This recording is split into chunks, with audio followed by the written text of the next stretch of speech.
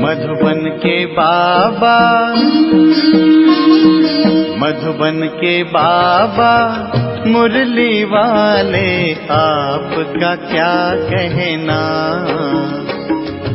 आपका क्या कहना। ओम शांति। आज 27 सितंबर 2024 के साकार मधुर महावाक्य हैं। आज मीठे मीठे बाप दादा बोले, मीठे बच्चे, याद की मेहनत तो तुम सबको करनी है। तुम अपने को आत्मा समझ मुझ पाप को याद करो तो मैं तुम्हें सब पापों से मुक्त कर दूंगा। बाबा ने कहा, याद की मेहनत तुम सबको करनी है। तुम अपने को आत्मा समझ मुझ पाप को याद करो तो मैं तुम्हें सब पापों से मुक्त कर दूंगा। बाबा ने आज प्रश्न पूछा कि सर्व की सद्गति का स्थान कौन सा है जिसके महत्व का सारी दुनिया को पता चलेगा। उत्तर में बाबा कहते, आबू भूमि है सबकी सद्गति का स्थान। तुम ब्रह्मा कुमारी के सामने ब्रैकेट में लिख सकते हो कि यह सर्वोत्तम तीर्थ स्थान है। सारी दुनिया की सद्गति यहाँ से होनी है। सर्व का सद्गति दाता बाप और आदम मना ब्रह्मा यहाँ बैठकर सब की सद्गति करते हैं। आदम अर्थात आदमी, वह देवता नहीं है, उसे भगवान भी नहीं कह सकते। ओम शांति। डबल ओम शांति, क्योंकि एक है बाप की और दूसरी है दादा की। दोनों की आत्मा है ना, वह है परमात्मा और यह है आत्मा। वह भी लक्ष्य बतलाते हैं कि हम परम धाम के रहवासी हैं। दोनों ऐसे कहते हैं। बाप भी कहते हैं ओम शांति और यह भी कहते हैं ओम शांति। बच्चे भी कहते हैं ओम शांति, अर्थात हम आत्मा शांति धाम की निवासी हैं। यहाँ अलग अलग होकर बैठना है, अंग से अंग नहीं मिलना चाहिए, क्योंकि हर एक की अवस्था में योग में रात दिन का फर्क है। कोई बहुत अच्छा याद करते हैं, कोई बिल्कुल याद नहीं करते। तो जो बिल्कुल याद नहीं करते वह है पाप आत्मा, तमो प्रधान, और जो याद करते हैं वह हो गए पुण्य आत्मा, सतो प्रधान। बहुत फ़र्क हो गया ना। घर में भले इकट्ठे रहते हैं परंतु फ़र्क तो पड़ता है ना। इसलिए ही तो भागवत में आसुरी नाम गाए हुए हैं। इस समय की ही बात है।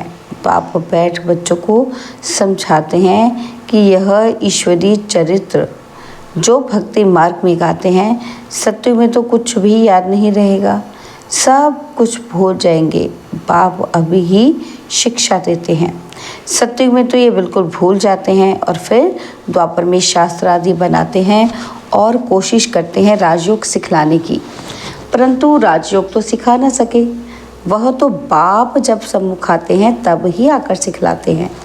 तुम जानते हो कि कैसे बाप राजयोग सिखलाते हैं और फिर 5000 वर्ष बाद आकर ऐसे ही कहेंगे, मीठे मीठे रूहानी बच्चों, ऐसे कभी भी कोई मनुष्य को कह ना सके, ना देवताएं देवताओं को कह सकते हैं।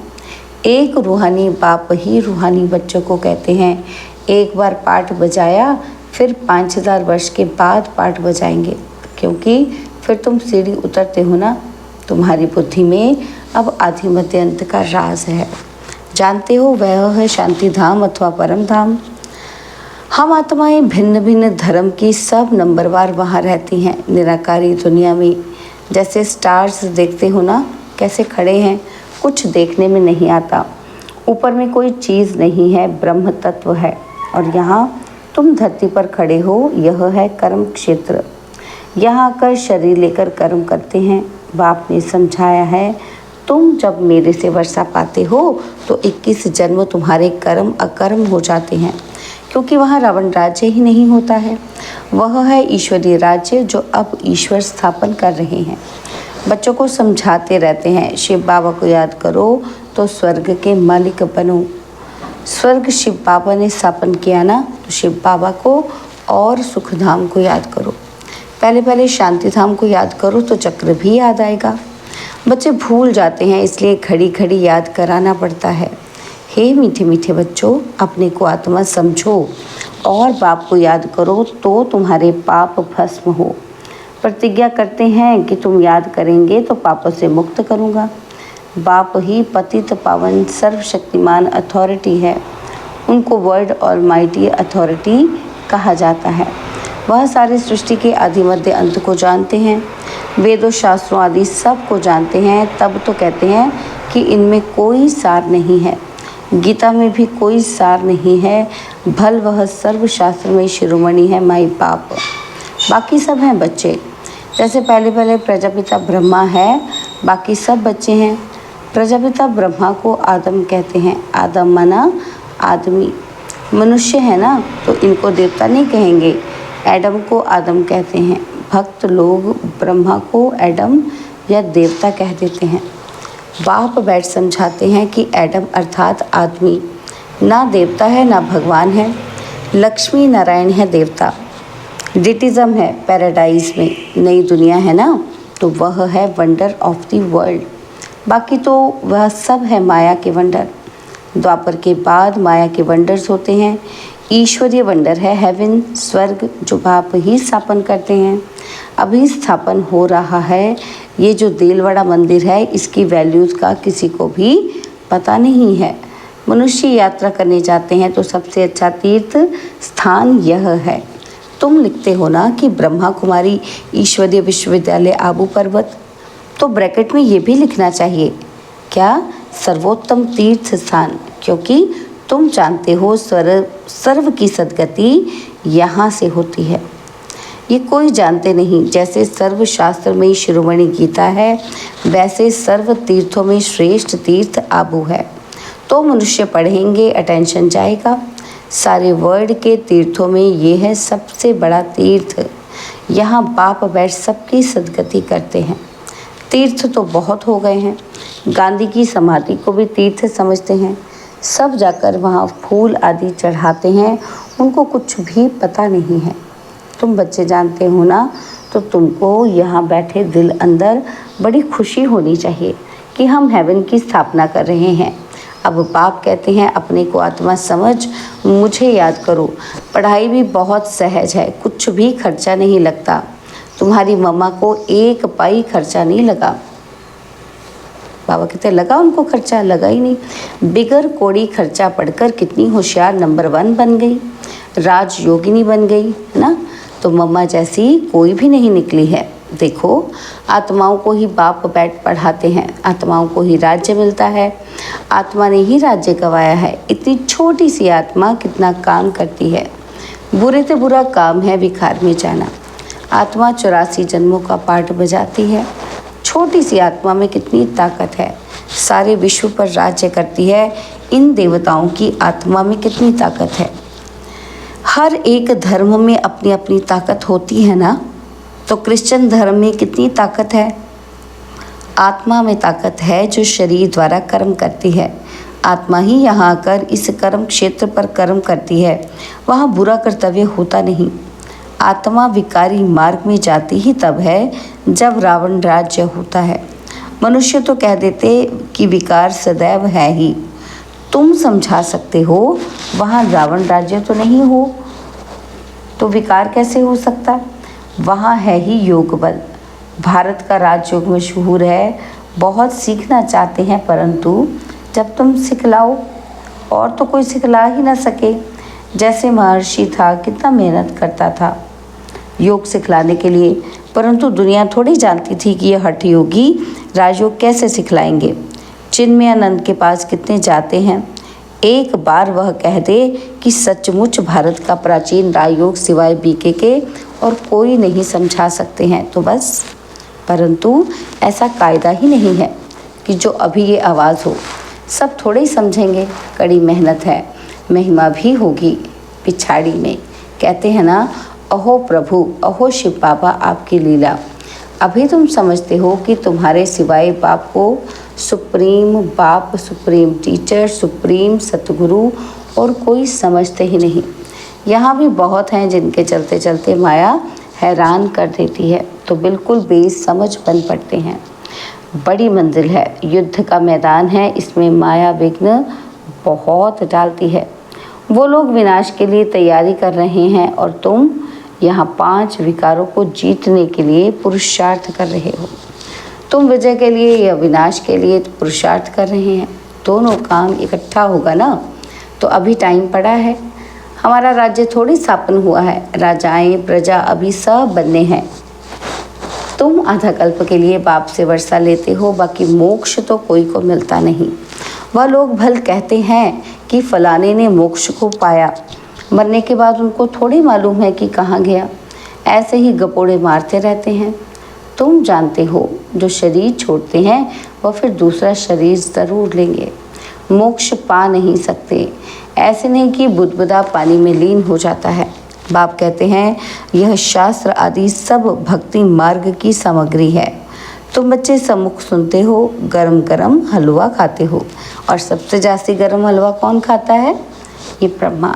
ये तो बिल्कुल उनके बाजू में बैठते हैं, छठ सुनते हैं और धारण करते हैं, फिर यही ऊंच पद पाते हैं। सूक्ष्म वतन में बैकुंठ में इनका ही साक्षात्कार करते हैं। यहाँ भी उनको ही देखते हैं इन आँखों से। बाप पढ़ाते तो सबको हैं, बाकी है याद की मेहनत। याद में रहना जैसे तुमको डिफ़िकल्ट लगता है, वैसे इनको भी। इसमें कोई कृपा की बात नहीं। बाप कहते हैं कि हमने लोन लिया है, इनका हिसाब किताब दे देंगे। बाकी याद का पुरुषार्थ तो इनको भी करना है। समझता भी हूँ, बाजू में बैठा है, बाप को हम याद करते फिर भी भूल जाता हूँ। सबसे जास्ती मेहनत इनको करनी पड़ती है। युद्ध के मैदान में जो महारथी पहलवान होते हैं, जैसे हनुमान का मिसाल है, तो उनको ही माया ने परीक्षा ली, क्योंकि वो महावीर था।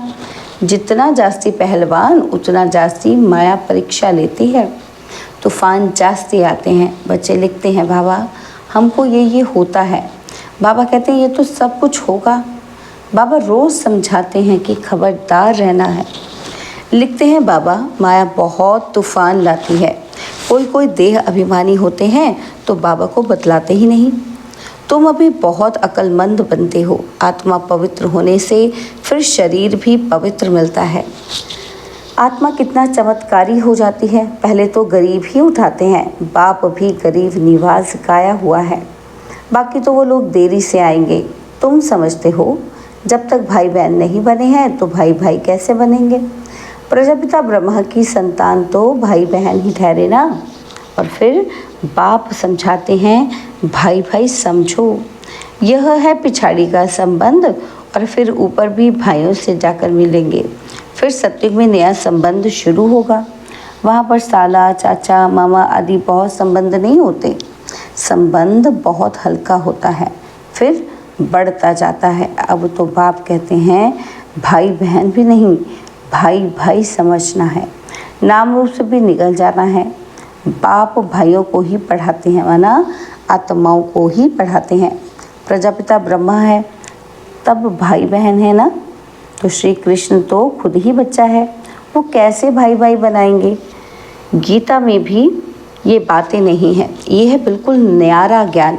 ड्रामा में सब नूंद है। 1 सेकंड का पार्ट न मिले दूसरे सेकंड से। कितने मास, कितने घंटे, कितने दिन पास होने हैं, और फिर 5000 वर्ष के बाद ऐसे ही पास होंगे। कम बुद्धि वाले तो इतनी धारणा कर ही न सके। इसलिए बाप कहते हैं ये तो बहुत सहज है। क्या सहज है? कि अपने को आत्मा समझो, बेहद के बाप को याद करो। पुरानी दुनिया का विनाश भी होना है। बाप कहते हैं मैं आता ही तब हूँ जबकि संगम है। तुम ही देवी देवता थे, ये जानते हो।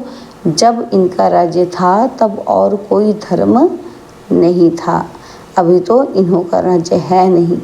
अच्छा, मीठे मीठे सिकिलते बच्चों प्रति माता पिता बाप दादा का याद प्यार और गुड मॉर्निंग। रूहानी बाप की रूहानी बच्चों को नमस्ते।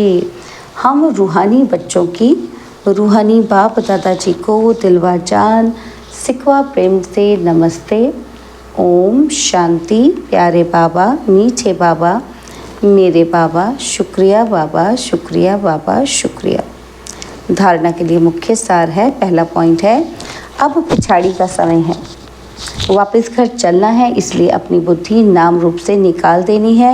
हम आत्मा भाई भाई हैं, ये अभ्यास करना है। देह अभिमान में नहीं आना है। और सेकंड पॉइंट है हर एक की अवस्था और योग में रात दिन का फर्क है, इसलिए अलग अलग होकर बैठना है। अंग अंग से ना लगे। पुण्य आत्मा बनने के लिए याद की मेहनत करनी है। बाबा ने आज वरदान दिया, बाप के प्यार में अपनी मूल कमजोरी कुर्बान करने वाले ज्ञानी तू आत्मा भव। बाप के प्यार में अपनी मूल कमजोरी कुर्बान करने वाले ज्ञानी तू आत्मा भव। बाप दादा देखते हैं कि अभी तक 5 ही विकारों के व्यर्थ संकल्प मेजॉरिटी में चलते हैं।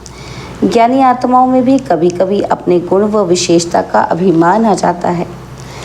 हर एक अपनी मूल कमजोरी व मूल संस्कार को जानता भी है। उस कमजोरी को बाप के प्यार में कुर्बान कर देना, यही प्यार का सबूत है।